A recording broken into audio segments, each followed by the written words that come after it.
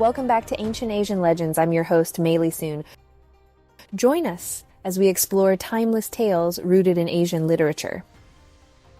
Today, we embark on the epic quest of the river monk, Xuanzang, through Journey to the West, a classic masterpiece by Wu Cheng'en dating back to 1592. Without further ado, let's dive into today's story.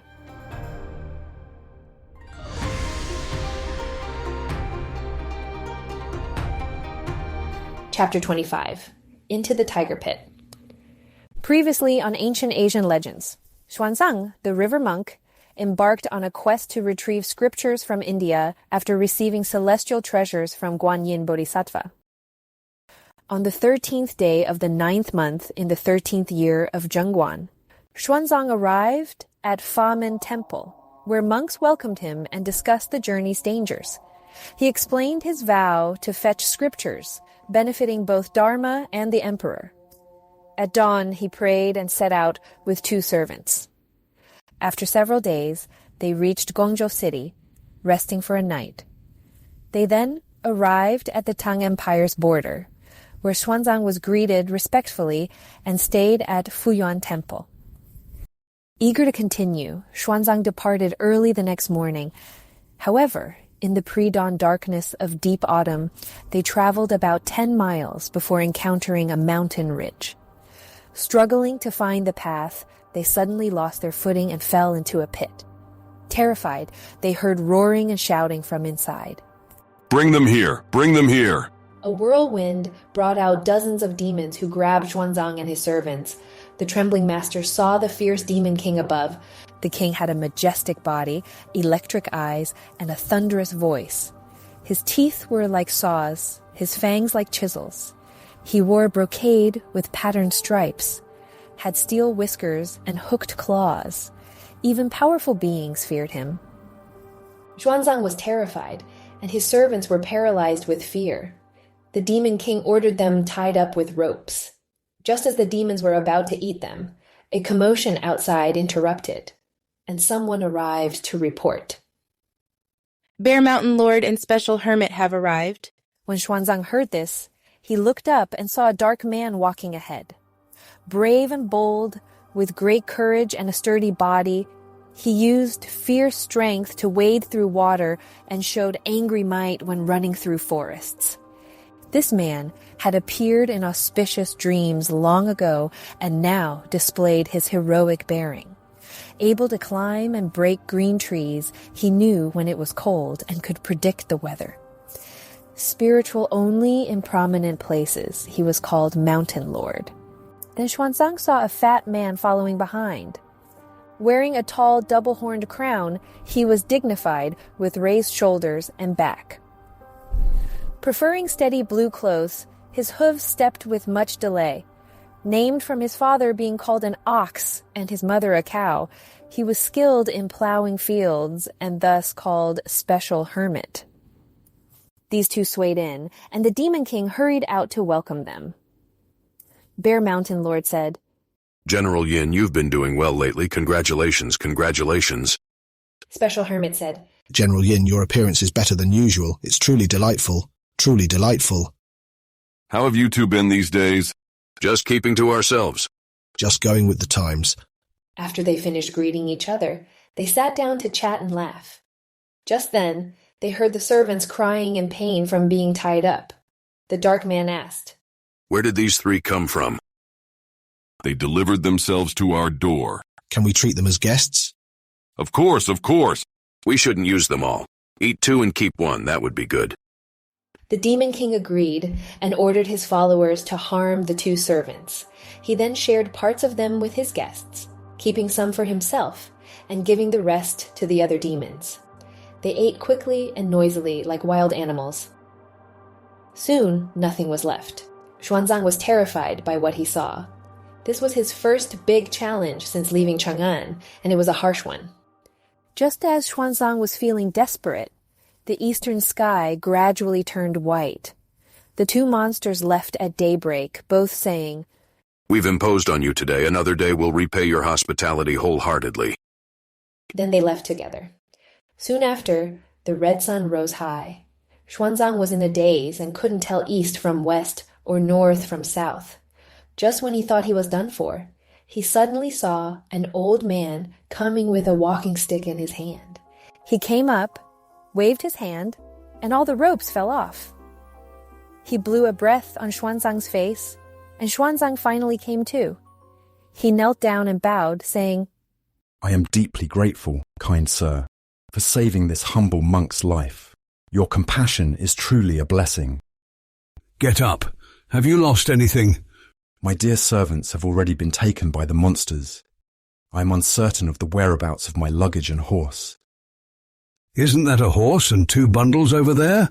The old man pointed with his stick. Xuanzang looked back and saw that it was indeed his things. Nothing had been lost, and his heart finally settled down a bit. He asked the old man, Kind sir, may I ask what place this is? And how did you come to be here?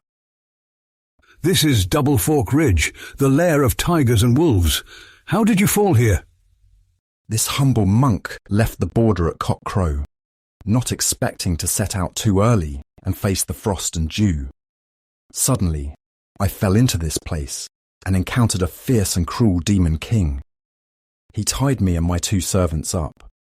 Then, a Dar man called Bear Mountain Lord and a fat man called Special Hermit arrived, calling the Demon King General Yin. The 3 of them ate my 2 servants and left only when daylight came. I am unsure what great fate and destiny I have to be saved by you, kind sir, coming here. The hermit is a wild ox spirit. The mountain lord is a bear spirit. General Yin is an old tiger spirit.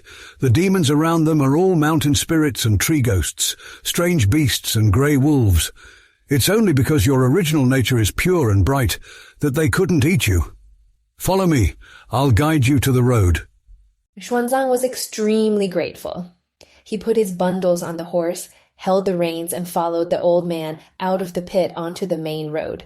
He tied the horse to some grass by the roadside, turned around to thank the old man, but the old man had turned into a gust of clear wind, riding a red-crowned white crane, and soared into the sky.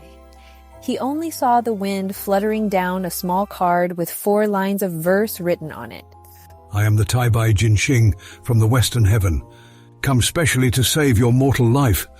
Divine disciples will help you on your way ahead. Don't blame the scriptures for hardships on your journey. Xuanzang bowed to the sky and said, Many thanks, Tai Bai Jin Xing, for saving me from this danger. Xuanzang led his horse forward, struggling through the harsh mountain terrain. The ridge was filled with cold winds, rushing streams, wildflowers, and noisy animals. After half a day's journey, exhausted and hungry, Xuanzang found himself surrounded by fierce tigers, snakes, insects, and strange beasts. His horse collapsed, unable to continue. Just as Xuanzang resigned himself to death, the dangerous creatures suddenly fled. Looking up, he saw a man approaching. This newcomer was an imposing figure, dressed in animal skins and armed with a steel fork and bow. He wore a leopard skin hat, a brocade cloak, a lion's mane belt, and deerskin boots. His appearance was striking, with round eyes and a messy beard. His voice was thunderous, and his presence alone seemed to frighten the wildlife. When Xuanzang saw him coming closer, he knelt by the roadside, folded his hands, and called out loudly, Great King, please save me. Great King, please save me. The man came to his side, put down his steel fork, and helped him up with his hand, saying, Don't be scared. I'm not a bad guy. I'm a hunter out here in these mountains. Name's Bo Qin, but folks call me Mountain Guardian. I was just looking for some game when I found you. Didn't mean to startle you. This humble monk hails from the great Tang court, sent to the Western Heaven to worship Buddha and seek scriptures. Just now, I found myself in a perilous place, surrounded by wolves, tigers, snakes, and insects, unable to move forward. Suddenly, I saw you, great guardian, and all the beasts fled, sparing my life. I'm deeply grateful. Many thanks. Many thanks. I live around here, hunting wolves and tigers to make a living, and catching snakes and bugs just to get by. That's why all the critters skedaddle when they see me. Since you're from Tang too, we're kin. Folks from the same land. Don't be scared. Stick with me. Come on over to my place. Rest your horse, and I'll send you on your way, come morning.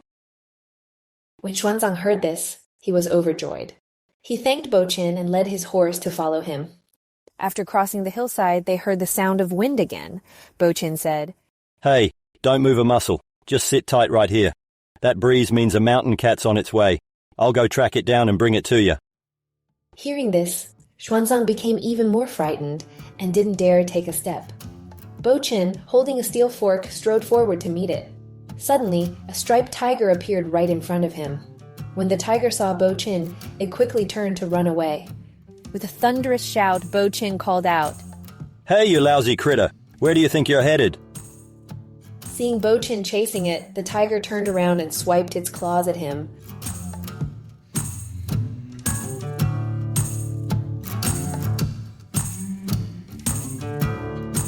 What's going to happen to Bo Qin?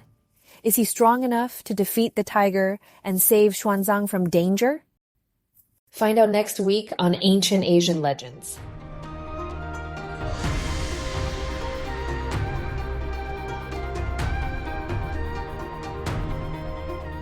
Today's episode was adapted and edited by Mei Li Soon, featuring original music by Studio Kolumna, Aisha Danielian, Jeff Harvey, and Vlad Krotov. If you liked today's episode, please share it with a friend.